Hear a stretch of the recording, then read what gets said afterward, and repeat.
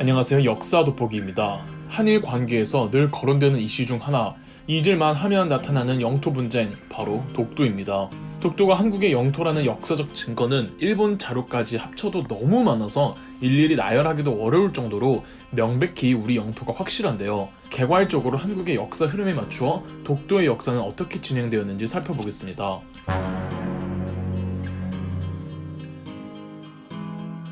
독도가 처음으로 언급되는 건 삼국사기입니다. 삼국사기 신라편을 보시면 지증왕 13년 여름 6월에 우산국이 항복하고 해마다 토사모를 바쳤다는 말이 있습니다. 여기서 우산국은 울릉도를 말합니다. 고대 울릉도에는 우산국이라는 작은 정권이 있었는데요. 지리적으로 우산국은 경상도의 신라와 인접해 있었고 삼국사기의 기록으로 말미암아 신라의 22대 왕이었던 지증왕 때에 우산국을 복속한 것으로 보고 있습니다. 그러나 기록에서는 해마다 토사모를 바쳤다고 나와 있는 걸로 봐서는 우산국이 멸망했다기보다는 신라가 우산국의 존재는 그대로 둔 채 우산국으로부터 매해 공물을 받는 종속관계였던 것 같습니다. 신라 입장에서도 토착 색채가 뚜렷한 섬을 직접 지배하는 일이 아마 부담스러웠을 겁니다. 고려사 기록을 보면 아직 후삼국시대였던 시절 울릉도에서 백길과 토두라는 사신을 보내 공물을 바쳤고 태조 왕건은 이 두 사람에게 품귀를 하사해 주었다는 기록이 있는 걸로 봐선 우산국은 고려시대까지도 이어졌다는 것을 알 수가 있습니다.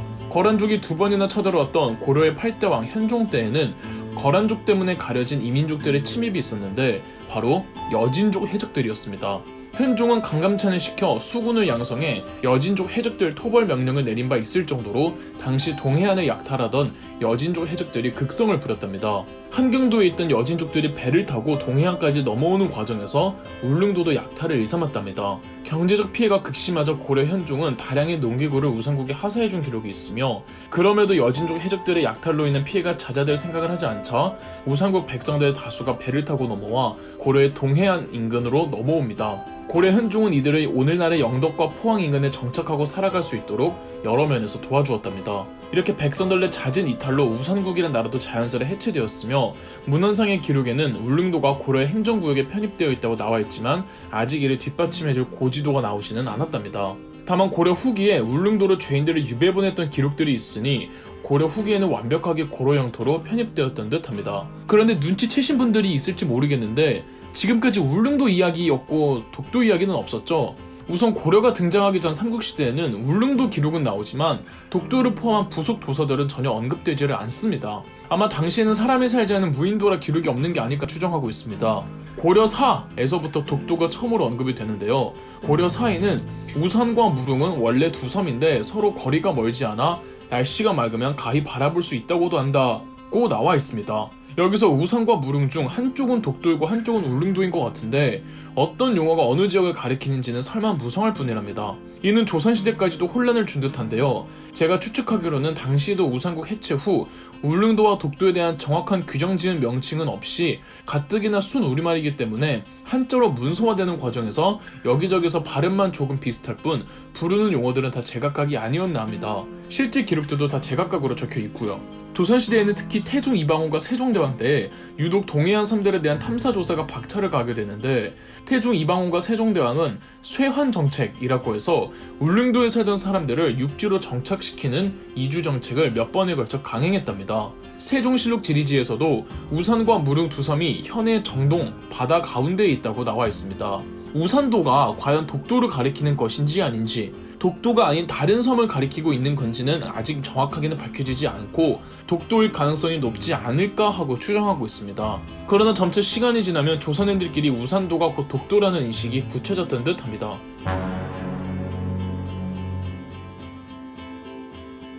조선 후기가 되면 드디어 이 어부가 등장하는데요. 바로 안용복입니다.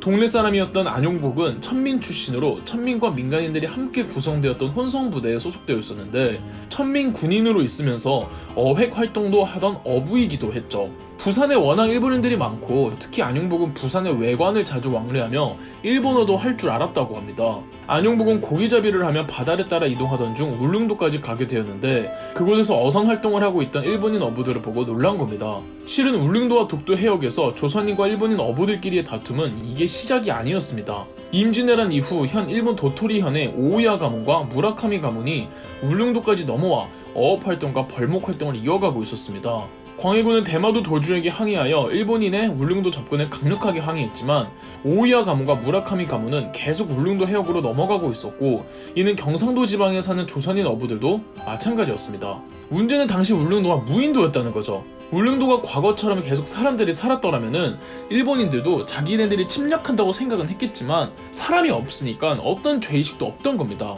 숙종 19년이었던 1693년 안용복은 도토리현으로 넘어가 그곳의 도주에게 울릉도는 명백히 조선 땅이니 일본인들의 불법 침탈을 막아달라고 말했고, 이게 막부 정권까지 보고가 되자 당시 에도 막부는 섬 하나로 조선과 외교 마찰을 일으킬 수 없다며 일본인들에게 울릉도 해역 접근을 금지시켰습니다.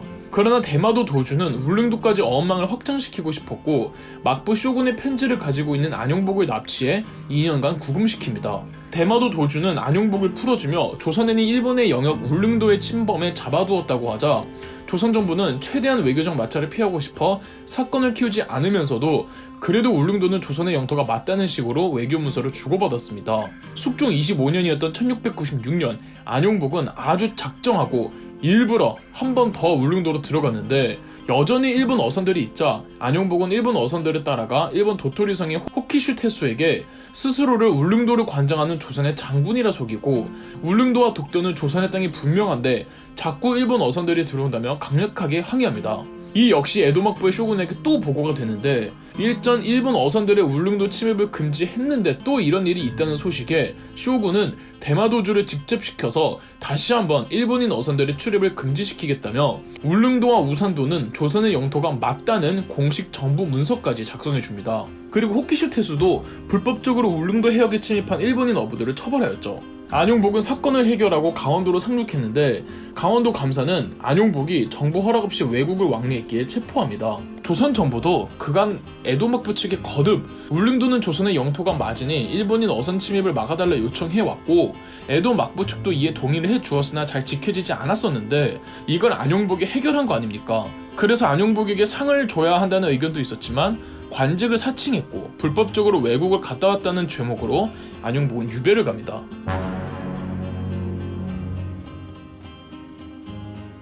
그래도 이후로는 울릉도와 우산도에 대해 더 이상 영유권 문제는 발생하지 않았습니다. 일본 측 기록만 봐도 은주시청 합기에는 일본의 북쪽 경계는 오키섬을 한계로 한다고 나와 있고, 심지어 메이지 유신 시절 일본 태정관 지령에서조차 독도의 건에 대해 본방은 관계가 없다는 것을 명심할 것 메이지 10년 4월 29일이라고 나와 있답니다. 조선을 탐방한 일본인 외무성 관리들이 본국의 조선에 관해 올린 보고서에서도 당시 일본인들은 독도를 송도, 마스시마라고 불렀는데 울릉도를 부르는 말 다케시마와 마스시마 모두 조선령이라고 보고했답니다. 이러다 고종 때에 다시 일본인들이 불법적으로 울릉도에 들어오자 고종은 울릉도로 사람들을 보내며 울릉도를 적극 개척했고, 황제를 선포하고는 울릉도를 강원도의 한 행정구역으로 편입시키며 석도까지 포함된다고 명기합니다. 이른바 대한제국 칙령 41호죠. 이 석도가 독도를 가리키는데 일본 측은 독도가 아니라고 주장하고 있죠. 모두 많이 들어보셨을 텐데 러일 전쟁 도중 일본이 러시아와 싸우기 위한 전략적 요충지들을 물색하다가 울릉도와 독도 인근을 무단 점령합니다. 이때부터 원래 울릉도를 다케시마, 독도를 마스시마라고 하던 것이 용어상의 혼동이 생겨 서로 거꾸로 부르게 되었죠. 일본은 이 울릉도와 독도를 시마네현으로 강제 편입시키는데 조선 정부가 을사늑약으로 외교권이 박탈되면서는 항의조차 불가능했죠. 그런데 일제강점기가 시작되면서 울릉도 포함 그 부속 도사들은 전부 조선 총독부 관할이 됩니다. 그들 스스로 일본 땅이 아님을 인정하는 거죠.